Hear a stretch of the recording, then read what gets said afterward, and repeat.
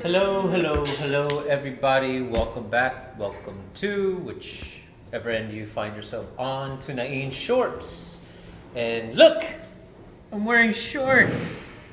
I know, it's been a long time coming. And actually, the only reason I am wearing shorts is because I just got back from a class with GM Bob Gomez of Island Style Kaju Kempo, so shout out to him. And I didn't have time to change, so here we are. I even have slippers on. But more on that some other time. Again, we're at Physique Magnifique. This is our home, our wonderful, wonderful home. Our parents, Futaba Takahashi and what's his name? Jim Wilson. I was going with Wilson first, but then I went to William for some reason. Bob hit me too hard. No, okay. But the owners of the gym, they're wonderful, wonderful human beings. Come just say hi to them if you're ever in the area. If we're around, we'll be happy to play too. Or, take advantage of all the other amenities that are available here at Physique Magnifique, 387 Grand Avenue in South San Francisco. Now, lately I've been, like I said, cross-training with Bob and getting a good sense of the art itself. And I have pretty good body control because I spent the last 8 years really understanding my own mechanics and then how does that apply to the learning process. And I'm really taken by the way that Bob teaches. And again, I want to talk more about that later. But what I really want to leave or start up this conversation on is, what do you get? What do you have when you leave class that day? And from the other side, as an instructor, what do you leave your student with at the end of class that keeps them hungry, that keeps them wanting to learn more, that gets them excited about what could come next, and to actually go home and train the stuff that they were taught that day? Because I guess a good way of calling it is micro legacy. Now, we always talk about the legacy that you leave behind, and you hear stories from different grandmasters in reference to this. Like they trained somebody 10, 12 years ago when they were kids, and for whatever reason, life gets in the way, they can't continue training, but they meet up again. And all of a sudden it's like, oh, grandmaster, and they still salute, they still have the same amount of respect, and they're very joyous to see them again out of nowhere. And they remember all the things that they taught them. Now, I don't know about you, but I personally feel like we all want to be remembered, hopefully in a positive way, because isn't that what a legacy is what you leave behind? Is it your knowledge? Is it the impression that you gave upon people? And I'm talking about a lifetime legacy, what happens after you're gone, all these other things. But what about the legacies we leave behind of that day? You're not with your students 24/7. You're with them maybe an hour, maybe two, once or twice a week. And you can tell whether or not they've trained, because it's like, okay, this still looks like crap, but at least you came to class.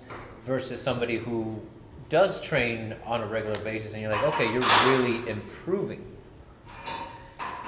Now, what's the difference? Part of that, sure, is the student.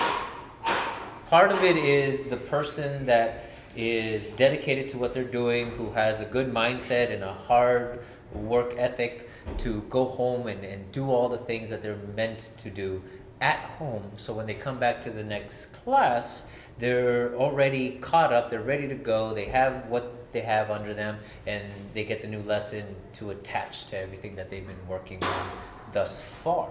Then you have other students that, they're good at understanding what's going on during class, but then they don't do much of it outside of it. And for various reasons. Some are just young and don't know. Some have other life things that go on that they can't train or practice as much as they want to or should.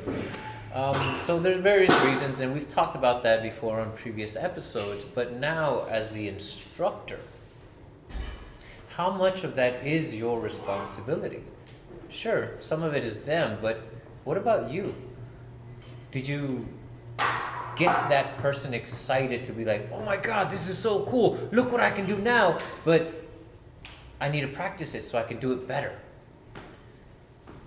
Do you have to be some sort of a showman, be able to be charismatic enough to draw their attention and really take up what you're saying and the words resonate within them? Or do you just have to understand that person enough to say, okay, I need to say this to you because this is what's going to resonate with you. I need to say this to you because this is going to resonate with you. And I think that's kind of the way to go, in my personal opinion, is we need to sort of cater to the individual student. And we've preached this before, but really, how do you go about doing that? And I've heard from other Grand Masters these little stories that they've told about their students, and I think it always comes down to care. You have to care for that person. You have to care for not just their abilities in class, but all the stuff that's going on outside of class. Do you give enough time to say, hey, how's your day going? How's your mom? How are your parents? I know you're going to school. How's the new year? Actually caring, and not just saying it, not just being polite, but genuinely taking an interest in that individual life and all the things that are involved with it. Not just the time they spend with you in class, not just the techniques and the art that you're passing on to them as a legacy, but the legacy that they're going to build for themselves one day in their lives, whether it is in martial arts or not, whether it's just something that they do for a little bit or not. And it must suck, because I'm pretty sure that there are many instructors who do start off this way, but then their students still leave. They still end up going somewhere else, or they just can't stay with you. So it must be a little disheartening to give all this time and effort in caring and nurturing this individual to then have them just be gone. Then what is it for? But then you hear those stories where years later, down the road, they're like, man, I wish I would have stayed. I wish I could have stayed. But they still greet you with all that respect, all that care, and to know that you made an impact in this person's life because you took the time for that one class to leave a lasting memory and impact in them, whether it was just something funny, whether it was just a kind word, whether it was just a positive reinforcement, whether it was just a brotherly hug, but you cared. Now, isn't that the kind of micro legacy we would like to leave every single time after every single class with every student? I know I do. I want my students to want to come back. I want them excited about what comes next. The teaching methodology is going to be different, but it all boils down to that person in front of you. But we have to be careful. We have to be very careful. And I don't mean for legal reasons, that's there too, but I mean not getting so caught up with the students that we connect with the most. Because I've seen that too in schools and other instructors and former students, now instructors, talking about their experiences on how they weren't the best student, but they were diligent. They were there, they stayed after, they were there early. And their instructor spent so much time with the guy that was winning all the awards, the one that got to the black belt the fastest and retained all the information and was going to hold up the legacy of the school. And the diligent student wasn't receiving the same amount of care, let's say, or even attention. And that affects people. And maybe that's why sometimes students leave, is because we don't realize that we're giving so much attention to this person. It's like, oh my God, you're so good, let's train more and more. And the rest of your class is like, well, what about us? Because that does happen, and it happens to everyone. It's a human thing. We gravitate to the ones who are like, oh my God, this is so cool. I can pass on this stuff. You understand what I'm talking about. We can talk about this for hours. And we are drawn to that. But if we can create a balance, maybe our own personal checklist to say, today I'm going to give this person this much attention, I'm going to give this person this much attention, I'm going to give this person this much attention, regardless of where they are in their journey. Some schools are really large. There's a lot of people in it, so it's hard to do that. But I'm pretty sure it's far more noticeable when the teacher spends more time with that top student in a class of 20, because there's 19 other pairs of eyes that are watching this happen, than it would be in a smaller class. When you have one or two, it's a lot easier to give each one that level of attention. But maybe it doesn't require that level of attention. Maybe at the end of every class you give each and every one of your students a high five. Maybe that will be enough to leave that lasting impression for that day, for that class. Maybe you tell them, hey, that was a great roundhouse kick. That was an awesome watik. That was an amazing roll. Maybe you embellish a little bit, but it's because you genuinely care for the well-being of that person, leaving that little legacy for that day. Because the way I've come to understand that is that it's all those little legacies that build those long-lasting, lifelong legacies. The ones that we want to be remembered for. The ones that we want people to talk about, to say, oh yeah, he was a hell of an instructor, but more than that, he really cared for their students. He really pushed them to be their best. He really got everyone to a higher level. Not just the ones that were really good at it. Not just the natural athletes, but everyone. Because they took the time to do that. Is it possible? Maybe. Can you get everybody in your class to be at a high level of performance? Possibly. I don't know if or how, but it's worth attempting. It's worth talking about.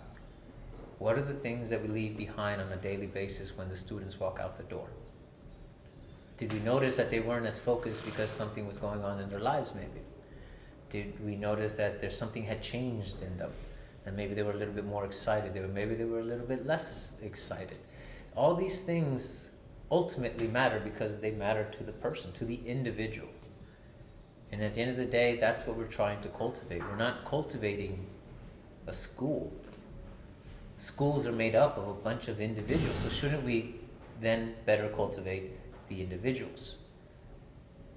So then we can build a better school, or a stronger school, or a longer lasting school, whatever your goals are, whatever you want to be remembered as. But I definitely do believe that we all do want to be remembered. So what sort of memories are you leaving behind after every class?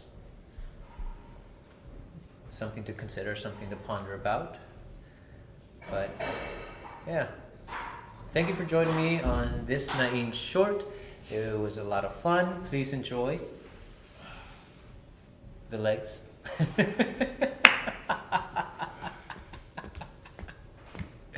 Oh, so apparently the movie that Rick and I were a part of is now complete, and it has a release date of, I believe, the 28th of June, where it can be seen publicly and all that. But we are having a screening. Was it July 2nd? Well, we're actually taking away time from Danny's birthday party to show our movie. It's not that long though. It's only about 10-20 minutes because we added a few extra scenes to the end of it. Behind the scenes stuff went along with making the movie. It took 2 days of filming for a 10-minute movie, and some of it sucked. I don't think we were the best actors around, but we made it happen. The fight scenes were cool. So there is an invitation out there for our group, so please check it out. I believe it's on Messenger. So if you can, RSVP, we would love to have you there. And if you can't, reach out to us, and once it is available for release, we'll let you know where you can view it.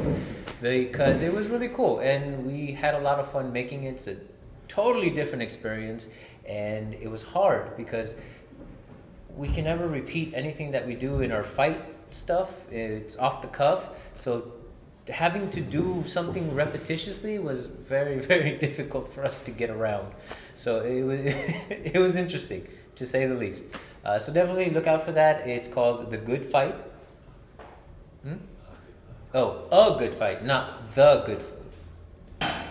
Whatever. A Good Fight. I don't know why the difference, but I'm sure there's some legal reason behind it. But it is going to be out, and so look out for that. And if you can, watch it, please. Support. Till the next one, then, as usual. Oh, before I go, like and subscribe, please. We're still 600 shy of getting the right number that we need, but otherwise, there is a donation button if you want to just skip all that and just give us money. We're still trying to reach that $1 million mark. We're almost there. We still have, what, 900,999 to go? Okay, yeah, so on our way, folks, to the 1 million, and we can then, really do some crazy stuff with Kali Konversation and Nain short. So, till the next one, as usual, 3, 2, 1, cut!